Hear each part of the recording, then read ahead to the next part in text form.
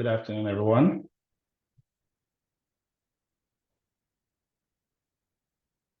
Before I mute everyone here, I would like to just know if you are able to hear my voice, Yes, see my screen and my video. And see your screen also too. Okay. Are the other channels connected already?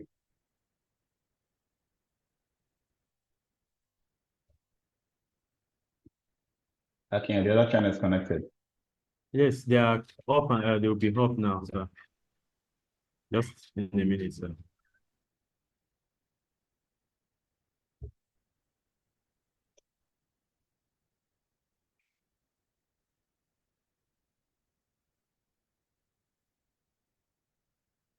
Okay, so welcome again to another session of the FM Lunch Hour. It's my pleasure to be reaching you again today, Thursday the 5th of September 2024.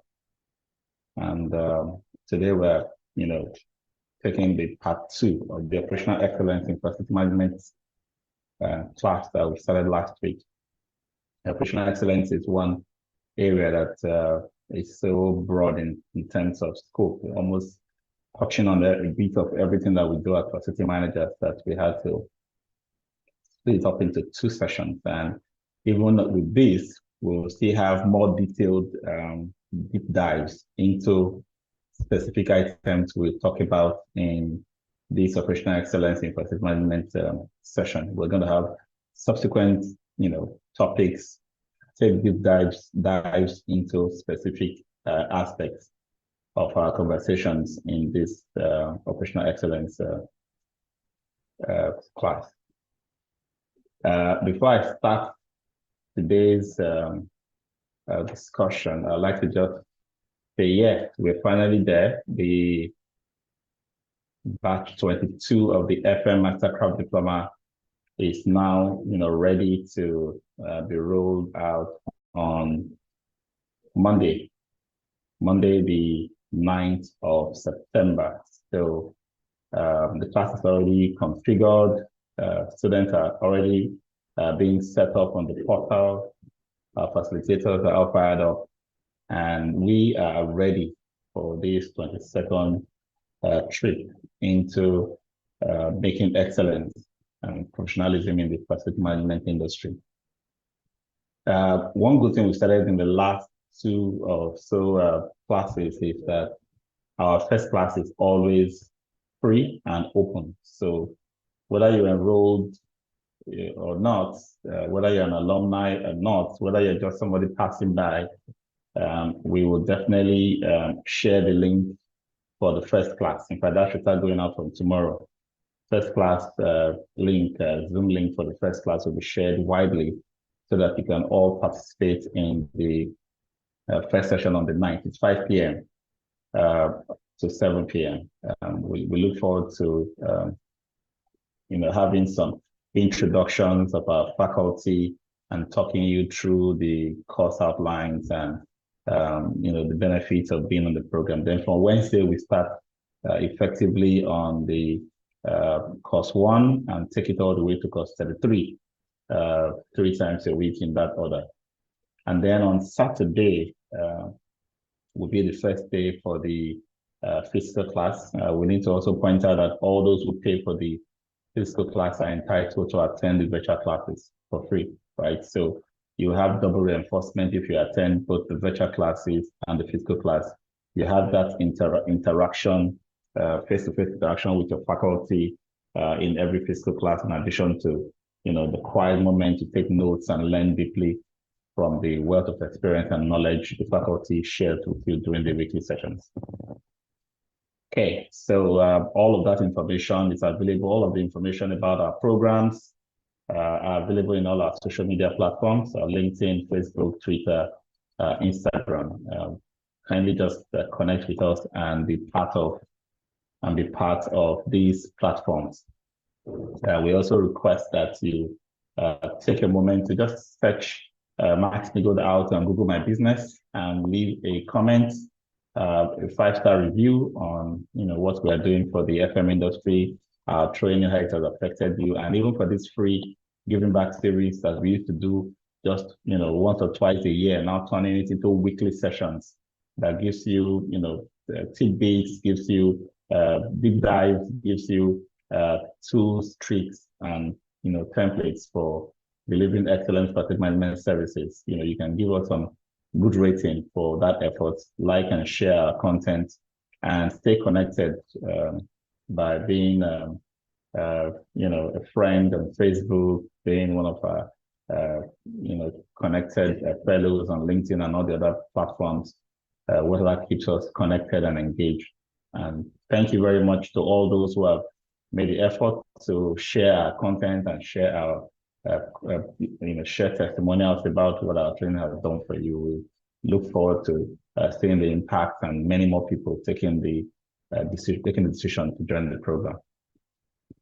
Okay, so that being said, I would like to drive straight into today's session, Operational Excellence in Practice Management, Part 2. Now we're going to start today with Manage Customer Expectations and Service Delivery Attributes. As facility managers, your customers are your end users, people who use your services. Your customers are your bosses, your leaders, who fund you, who have the strategy and the vision for what you're trying to achieve. Your customers are the regulators who come in to evaluate, check, inspect, audit what you do. Your customers are your neighbors who, are impacted by your emissions, your effluents, by your waste, who are impacted by your noise, right? Who are also part of the community where your users, come through or stay residing and work from. So in essence, the customer is everyone you come in contact with. But in terms of the operational excellence today, we're looking at the customers as those who use your services, And there you have to accept that all customers are not the same. Customers will have different expectations and service quality attributes. It is for you to take the time to understand each and every customer expectation and service quality attributes. So let's start with timely request, a response to request. If a customer makes a request and you quickly respond and start acting on it, most customers are happy that you are reachable. Some FM phones will be busy 24/7. They are not available. You are reachable. You listen and understand their problems or issues. You immediately take action in making sure that their issues are resolved and solutions are provided. That, I can assure you, gives more than 80% of the customers full satisfaction. They are happy that you are able to do this. But then there's another 20% of your customers who, as at the time they have to call you or draw your attention to issues, they are already frustrated at your incapacity to do the job. They are already frustrated at your ineptitude and your laziness, and they're already creating issues from them being the ones who saw that they have a problem. So 20% of your customers want you to have a proactive approach to problem solving, problem identification, and solution, which means they don't want to be the one to identify the problem. And they don't want to even experience the problem before you have fixed it. Now, you may think that, that should make us magicians, but this is service, right? This is in service delivery, your customers are the ones that determine whether you are doing well or you're not doing well, right? So if I use an office and the door handle, maybe the main entrance handle starts shaking, and later start losing from one end. After a while, it starts, dropping off. Now, if you did not pick it up from the first point, where there was that little loose bolt or screw and you now waited for that door handle to fall off before the customer will now call you, oh, please come and check our front door handle. It's falling off. We can't even get into it because the connection between the two handles is misplaced and we can't even open or close the door. You see, at that point, no matter how good you are at the job you do, the fact that you miss from when it wasn't a problem to when it became a problem, and your attention was still drawn in when it is not a problem, means you have failed at multiple levels. So let me break this down for you.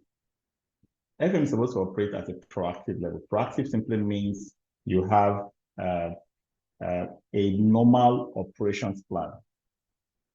Your routines, your worker beats plan for security, the schedule and rosters for the operations teams, the cleaners. You have all of those things, including the checklist for the work that each person should be doing. That's the operations plan. You have your maintenance plan. The maintenance plan includes all of the things that are done on a routine basis in your facility. Who does them? What time are they due, right? And then a reporting on how they are done. And then you have your inspections plan. Your inspections plan is your routine checking of things, you know. So this is not just operating or maintenance. You are inspecting so that you can predictively look at things that are working today that might not be working tomorrow, that might have an issue tomorrow. And this comes with its own set of tools and templates for, you know, daily checks, weekly checks, all of those inspections that must be done. You have these three plans are your normal facility management plans. This is what will run your facility on a day-to-day basis. But to make your proactive approach to facility management to be complete, you now have to have what I call the abnormal plan or your risk plan, or what we may also call the emergency preparedness and business continuity plan, which means you have everything taken care of. And you start another plan where you ask, what if some of the assumptions and parameters that you have on your normal day fails? A vendor does not show up. A staff member is ill.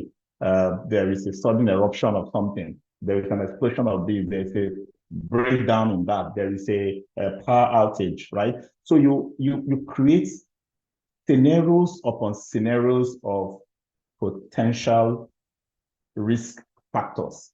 And then you map out the ones you need to avoid, the ones you need to prevent, the ones you need to accept, and the ones you need to mitigate.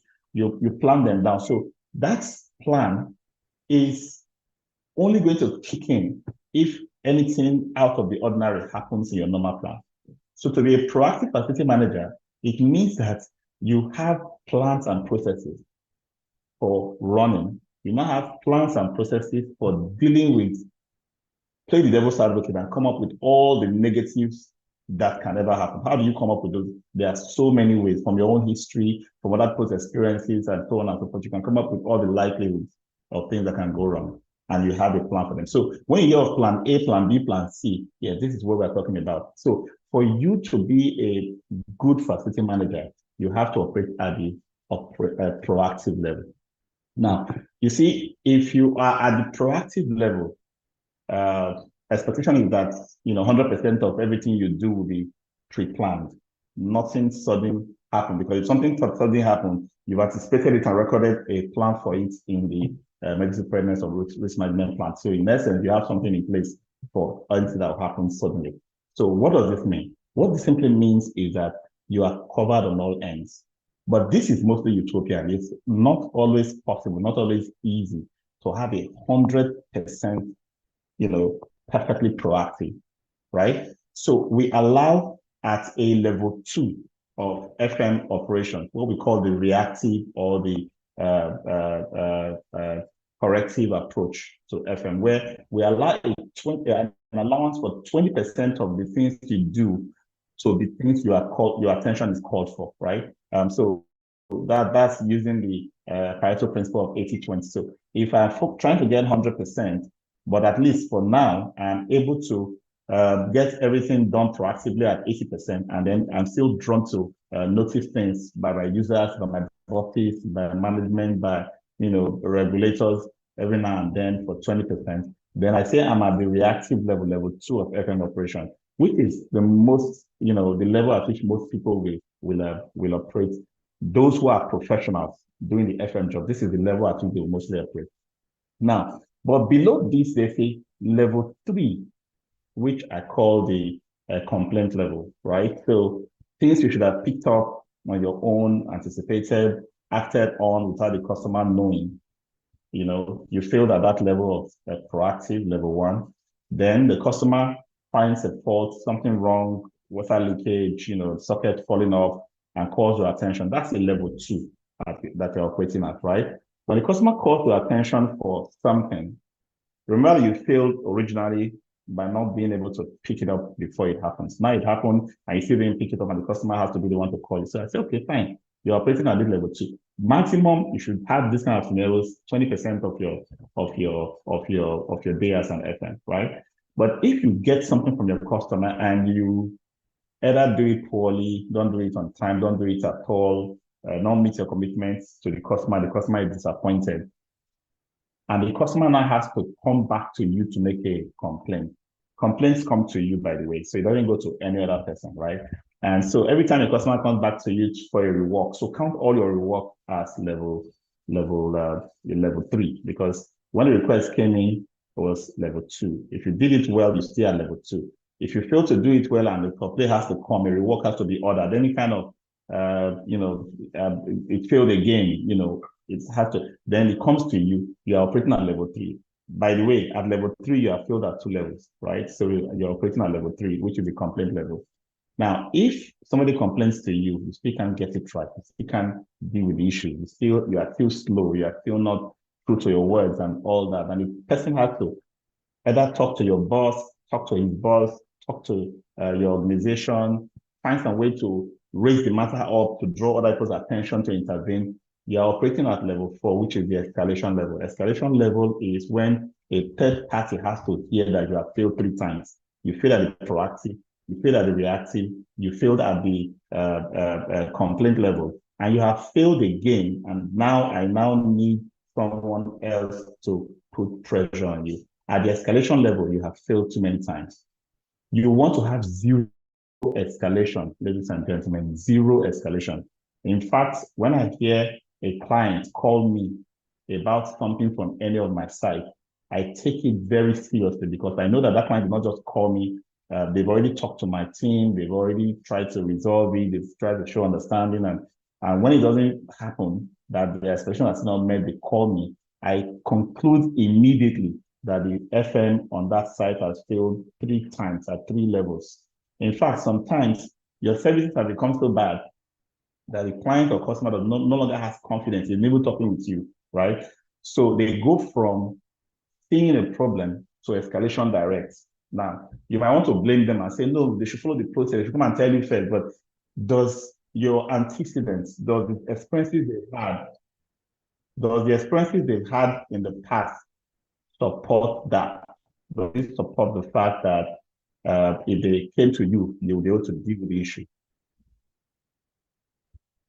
That's very important to consider because you can't blame the customer. You need to be very sure of what you are doing so that escalation is not something that continues perpetually.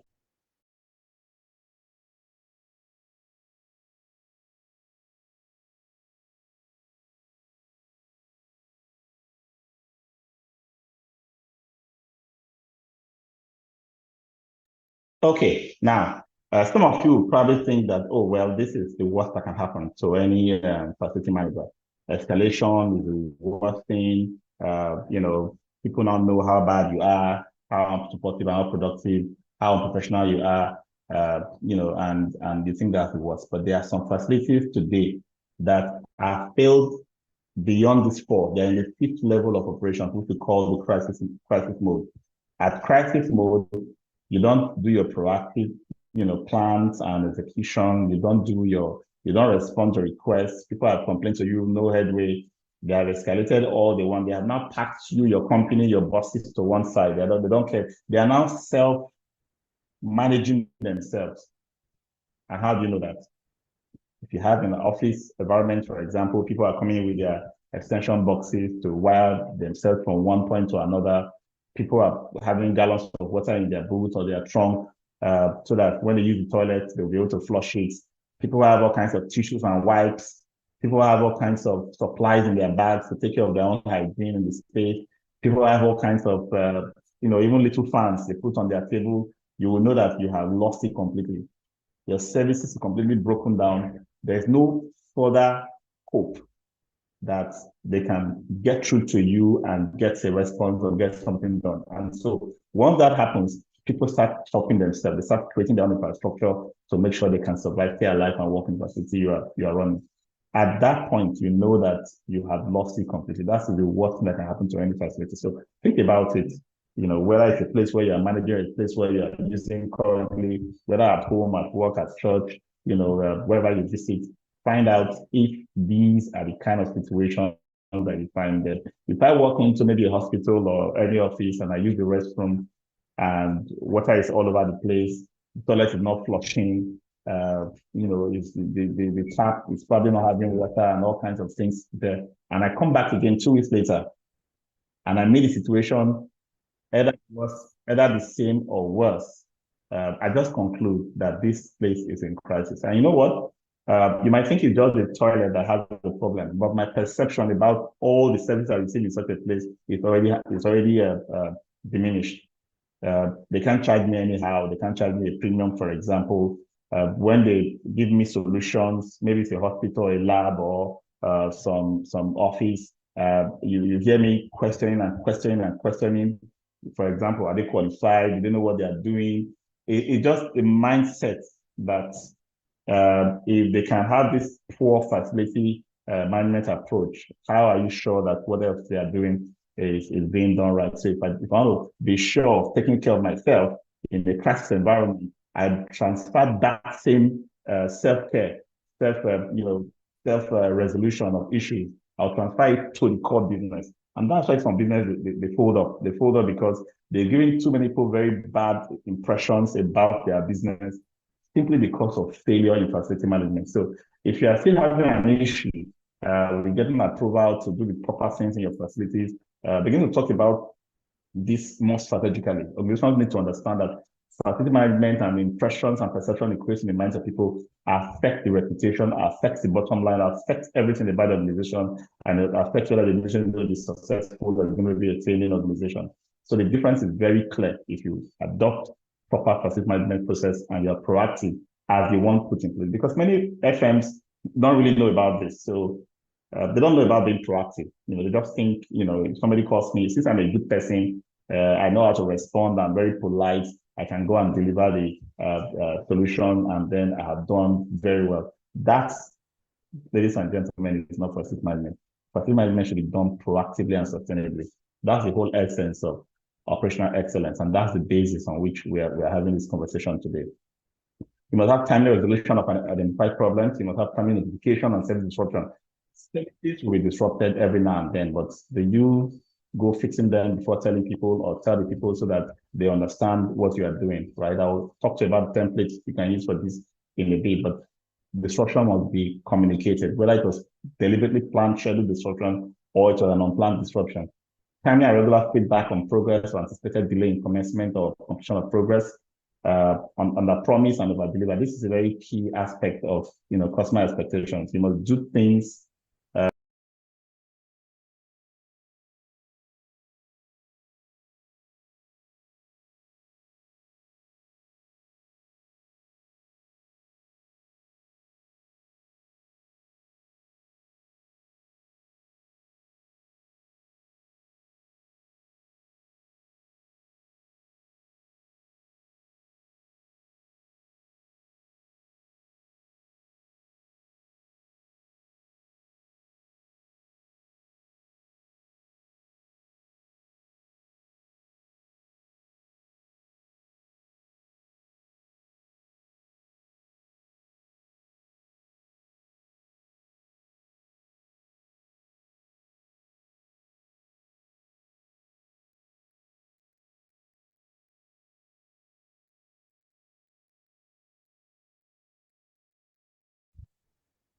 I apologize for that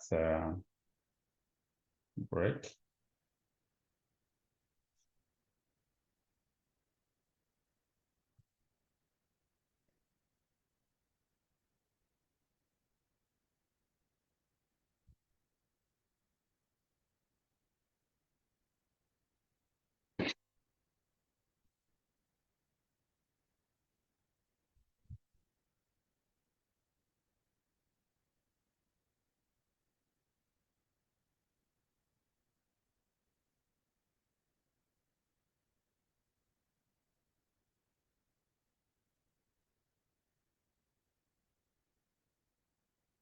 Okay,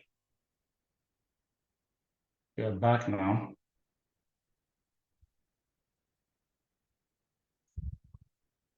So do not promise what you cannot fulfill.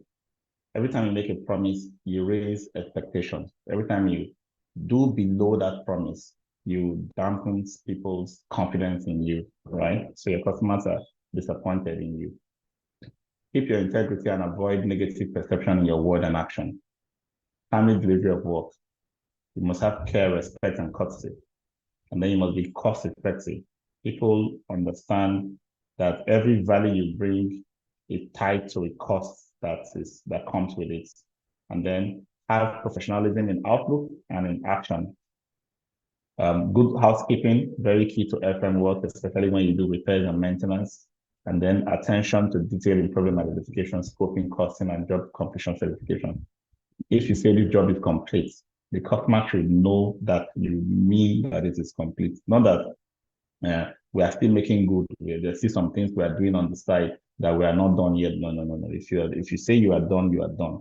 If you say this is the scope of this job and this is the cost breakdown, you have considered everything and this is thorough. You can't start it and come back and say, oh, sorry, we have one aspect or the other that has not been done, right? So we don't want that to be happening. We didn't capture that. Oh, we went and came back and this is not the market. We're going to use that. Do all those reviews before you come to me and say this is the scope and this is the cost breakdown. You must know your facility services and scope. So your asset register is number one.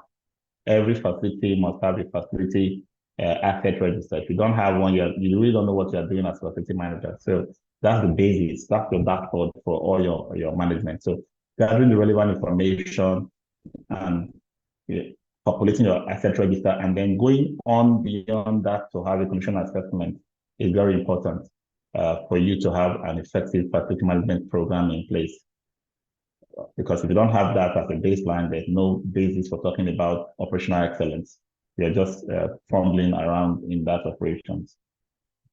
Comply with specifications and standards. There are work procedures, there are personnel quality, there are material standards, tools and equipment, health and safety standards. A very, very, very strong, elaborate system of health and safety is what we deploy in facility management. And so you can't have anything happening just, out of in any kind of random order without you having a plan or a process in place for it. Okay, so in everything you do, there must be a system for getting it done. So let's encapsulate this proactive FM, right? The discipline and orderly, which means you're not throwing in all directions. You always have plans. Your to-do is always well prioritized, and you know exactly how to increase your proactive activity that prevents you from having too many of those reactive and emergencies. If you don't increase your proactive activities like time spent in planning, time spent in customer engagement and stakeholder management, so that you can gather enough information with which you can do plans and forecast against the future, you will be running completely on a reactive mode. So the basis for proactive FM is discipline and orderly in your planning and execution. Make sure you have a plan preventive maintenance program in place. You carry out your daily routine inspections. I always say that the FM's job is 50% inspections. So if an FM sits on his desk from morning to evening, he has wasted that day, no matter how much of the strategic or any kind of consideration you give to the work that you have done, without actually going into the field in the facility you are managing to see your customers' experiences in the spaces, to see how your staff are faring with the work that you've asked them to do, to see how processes are being implemented and workflows are being executed in your space, and then document these to be able to come up with immediate reactions to issues, improvements to processes and improvements to user experiences, and so many things that you can get from these routine inspections. Problem identification and reporting is one of the key things that come out of routine inspection. Proactively identifying those problems. Resource requirement planning, all the tools you will need, the materials you will need, and how issues will be resolved. You don't just pick up an issue and throw it into into somebody's hands to go and do without either you're making sure that that person has the wherewithal or the means to actually resolve that issue. Communicate right to customers before, during, and after problem resolution. And the part that has to do with after, we are mostly failing in that area. The customer raises something, you've responded, you've dealt with it, and you assume that the customer should know that it has now been done. So they should be happy now that you have done it, right? That does not close the loop. To close the loop, you need to get back to the customer to confirm that the customer has observed that the solution has been created and the customer's level of satisfaction is gauged. So that if there's a need for a rework or adjustment to improve customer satisfaction, you will do it. If not, you will close that work order with confidence that the customer has given you go ahead to close it. You cannot just say, I have done it and I've closed it without checking in with the customer. Okay, so this is one area that we often miss. Embrace new technology and new ways of doing things through continuous learning and improvement. Prepare yourself and your team for the unknown. Of course, there'll be so many things that you need to think out of the box that could go wrong, and prepare yourself and your team for it. Encourage learning from past mistakes and cooperation among team members. This is very important. You can't keep experiencing the same issues again and again until you are proactive. It is ironic, isn't it? If you experience something now and you resolve it, the expectation is that you do what we call a root cause analysis, something that helps you dissect what could have caused it, right? So once you know what could have caused it, you know how you solved it, you now decide on what to put in place to ensure it doesn't happen again, because you don't really want to be resolving the same issue repeatedly. Okay, so past mistakes are sources of good learning, but you have to be deliberate in learning from your past mistakes. Always plan your work and get a clear overview before execution. Get a clear overview before execution. Nothing is more important than this. Don't start something at midway, find out you couldn't finish it, find out there was issue, find out you need additional requirements, and so on and so forth. That is just not the way to do facility management. Know when to seek help. Not everything you know. Not everything you can do on your own. For some, you need a consultant. For some, you need colleagues. For some, you need professional networks. And that's one of the beautiful things that we enjoy in the FM Mastercraft alumni. Imagine being in the midst of 800 people who are specialized in all kinds of things and are managing the core of all the facilities, most of the facilities that we're managing across the country today. Being in their network and being able to throw in a question, seeking support, and getting 10, 15 responses just changes the way you deliver at where you work. So for those of you who are thinking twice about the FM Mastercraft diploma, it's costly, 750,000, or it will be 3 months, I'll be in class for 3 months, so I don't like writing exams, all kinds of objections you have. Think about it. If you want to excel in this profession, you cannot excel in isolation. You need this largest network of professionals, behind you, beside you, to get it right. So you know when to seek help, and then you go for it. In facility management, you must have good documentation, right? So have a filing plan.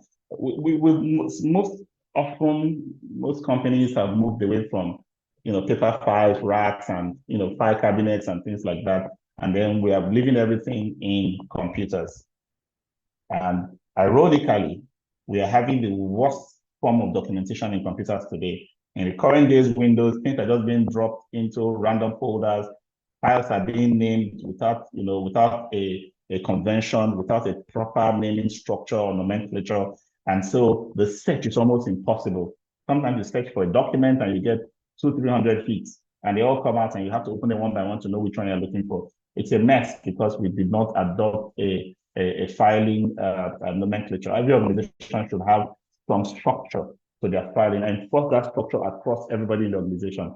So if you are looking for a weekly FM team report for social and so site, for example, it should be specific to which week, which site, and what kind of reports, right? So you create that as a 3-stream naming structure or nomenclature for filing. And so once that is done, any computer it goes into, any folder it goes into, any SharePoint website or document dump it goes into, you can drill straight for the one you are looking for. So that is very important because you waste productive time searching for documents. I've seen people spend 2 days, basically doing nothing else, guessing all kinds of keywords to search for documents. Well, thank God for the days of AI that we're entering now. I'm sure you don't have to put all that in your brain next time, but in the meantime, please make sure your documents are properly filed.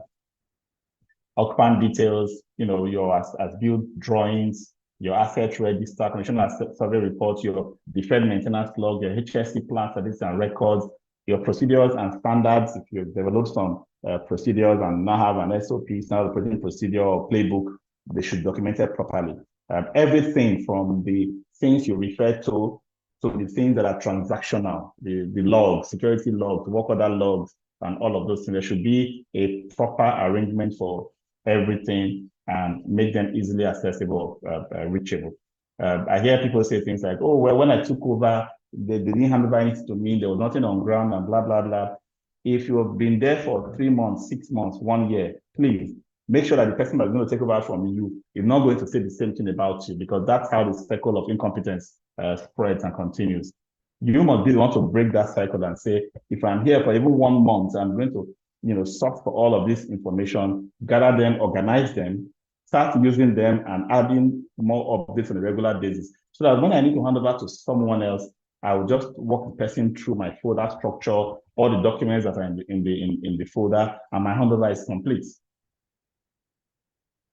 And then, of course, emergency reports, response and incident reporting, very important that when things happen in your site, you don't just call up the boss or the customer and say, this has happened. Oh, this blew up and there was fire here. No. You need to have a template for incident reporting that either embedded in it or as a separate document has a root cause analysis. You must analyze it. Don't just throw out an issue. Oh, it happened. This is what we observed. And this is what we have done. No. You must have a structure to reporting that. And then you have a health, safety, environment. You must comply with health, safety, environment policy. Your organization may not have that structured HSE system in place. So you start with the basics, right? You start with the basics. Have a simple job safety analysis sheets. Whether you have any project or any non-routine jobs, have a safe work method statement for repetitive routine jobs. Have your safety data sheets for materials and chemicals that people need to have to precautions about. And these are things you can even download and just modify it to your own use.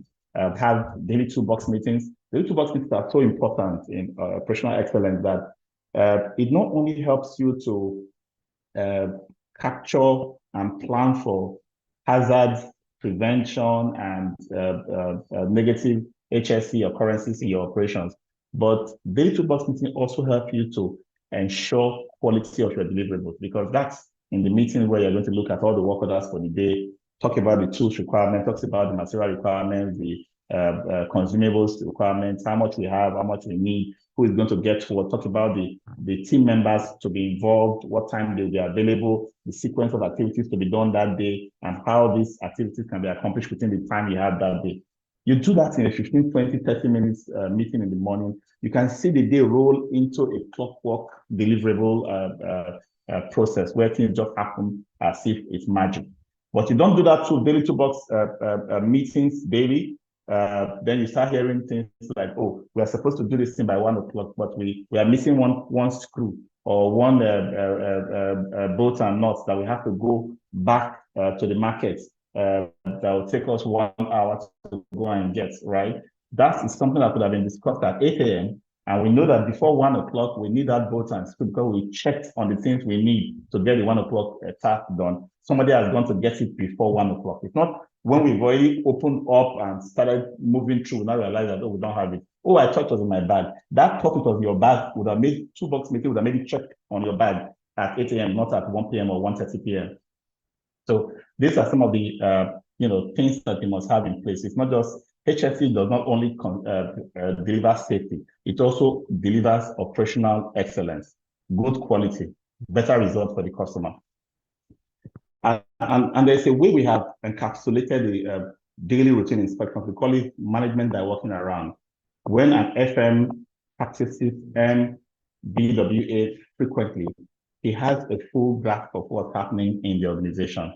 You take care of all the blind spots, things that people will not easily pick up, under the staircases, behind the buildings, behind the utility building block, for example, things that are happening in areas that the MD will never walk into until one day he just feels like taking a stroll and he comes to that area and realizes that you buried a mess in that space.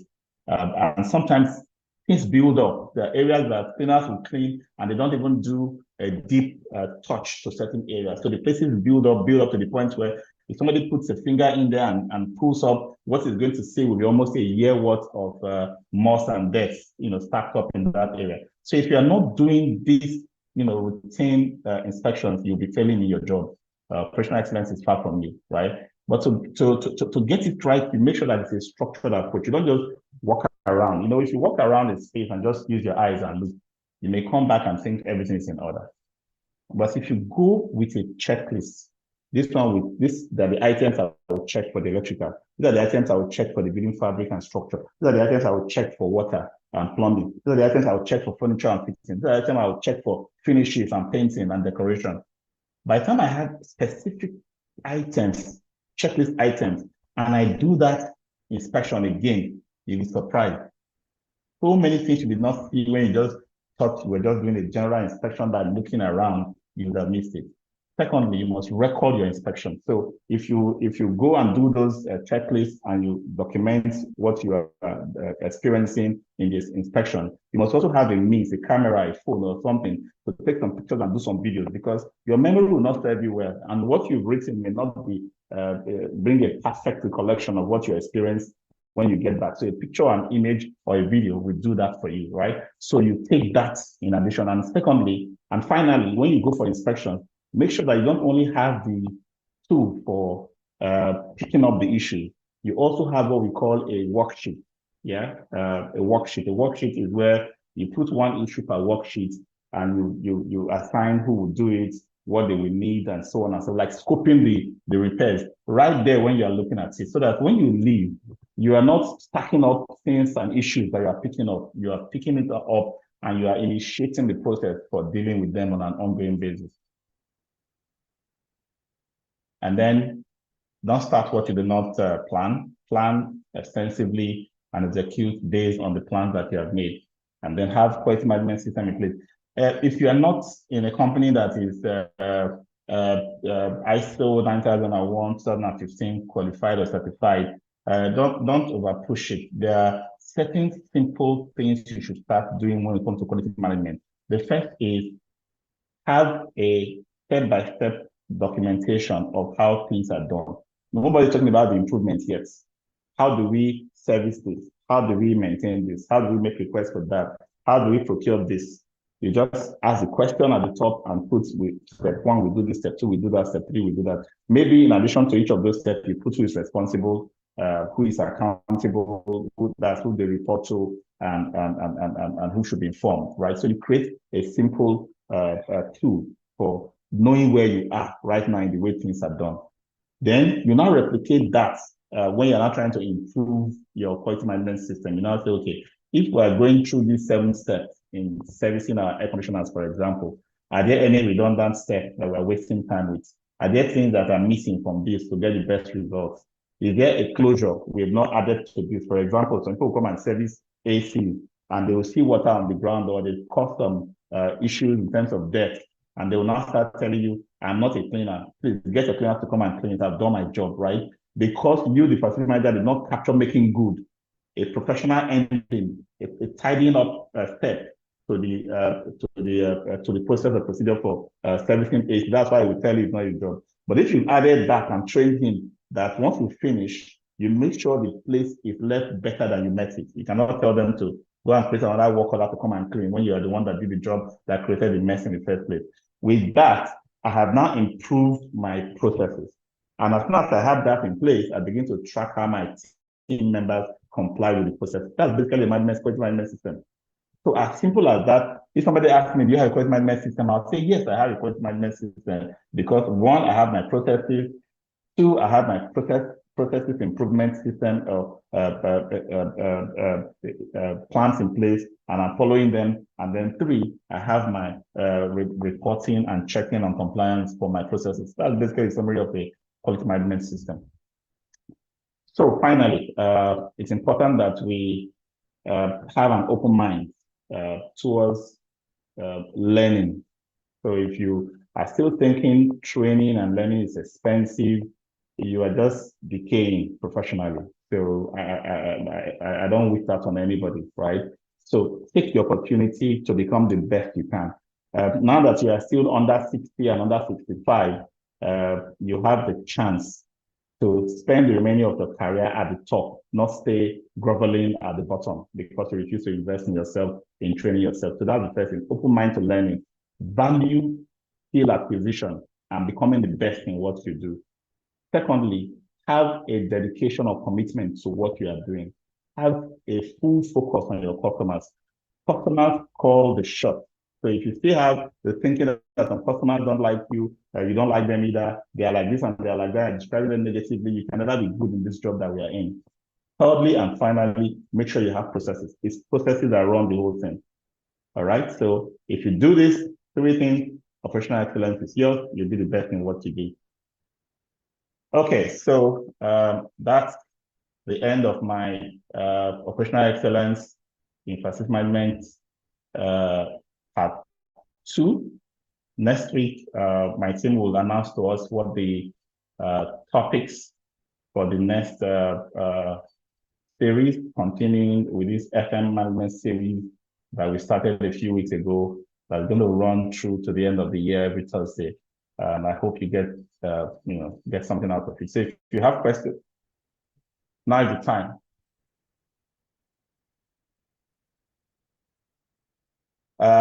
Word of Mr. Paul, sorry, can we get a checklist template? I will answer you directly to that question because we sell training and we deliver the templates and tools to those who have bought the training. We don't issue them publicly. But I'll add to that if you go online, you will see examples of checklists and templates others have used around the world that you can search out and customize for your own use. Okay. Okay. So any other question? Do we have questions in our other platforms? If you're not yet in the facility management platform on WhatsApp, we have more than 500 people in that platform. I think the link is here. Yes, we have the link to join the FM platform on the chats in Zoom. I'm sure it's also available in our other platforms where this broadcast is ongoing. Just click on it and we'll accept you into that group. That's where you can ask all kinds of questions. Please don't come in there to spam the platform. We don't allow anything not facility management. We're not using any social, political, religious conversations in our platform. It's purely business opportunities in facility management, training opportunities in facility management, and job opportunities in facility management. That's what we share in the Max-Migold facility management training platform. We have a platform on WhatsApp. We have a platform on Telegram, and then we have Facebook group. Just search out facility management training and services on Facebook. And you'll be able to join that group. That's a global group. We have people from all over the world in our facility management training and services group on Facebook. Okay, so that's our session for today. If there are more questions, please drop them for me. I'm always on the WhatsApp platform. So yes, yeah, you can see the WhatsApp link. It's right above. Scroll up a little bit. Abdul Karim, scroll up a little bit, you see the WhatsApp link. Yes, it was dropped at 1:11 today. So you can just click on that WhatsApp chat link and join the WhatsApp group. Okay. And go to YouTube, this session that we just covered and all the tens of sessions we've had in the past are on our YouTube channel. You'll see them on our Facebook page. You'll see them on our LinkedIn profile page. And if you're connected to me on LinkedIn, you'll also be able to scroll through my posts and see all of these sessions that I've been doing on a weekly basis. So you can go back, scroll through, learn, take your time. learn for free. It's only time you need and the effort to learn and know all the things you need to know. You don't have, I mean, if you don't have the money to pay for the training, then you can get the free access to what I dish out on a daily basis. On our YouTube channel alone, I have hundreds and hundreds of classes I've run that I've saved in the YouTube channel and made them free to the public right now. So please go there and learn and acquire these skills. Okay. And you have the money, please sign up for our training. We are able to train, teach, inspire you, and motivate you to become the best you can. And the good part of it is the networking and the talent management we provide, which is an after-sales service that is perpetual. And, throughout your career, we'll guide you through the step-by-step efforts to excel. The new jobs you want, we show you where the vacancies are. We set you up for opportunities and so on and so forth, because it's all part of the package once you get connected with us. Okay, so with that, I'll say thank you so much. I hope you've learned something from today's session. If you have, tell your friends, tell your colleagues, tell everybody in your network to join us again next Thursday for another exciting episode of the FM Lunch Hour, and have a good week. Bye, everyone.